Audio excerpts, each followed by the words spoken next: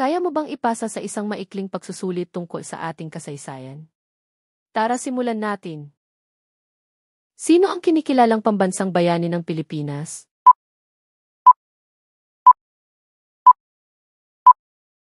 Ang sagot ay si Jose Rizal. Anong taon idineklara ang kalayaan ng Pilipinas mula sa Espanya?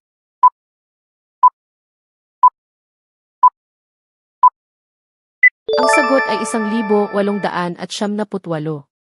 Sino ang nagwagayway ng watawat ng Pilipinas sa unang araw ng kalayaan?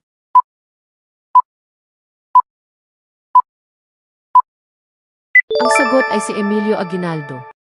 Saan unang idineklara ang kalayaan ng Pilipinas?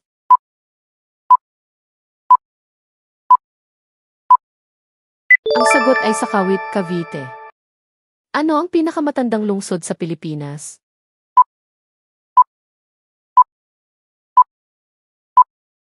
Ang sagot ay Cebu. Ilan ang nasagutan mo ng tama? Comment down below ang iyong naging score para malaman ng iba ang iyong nalalaman sa kasaysayan. Huwag ring kalimutang mag-follow at like and share para mas marami pang makasagot.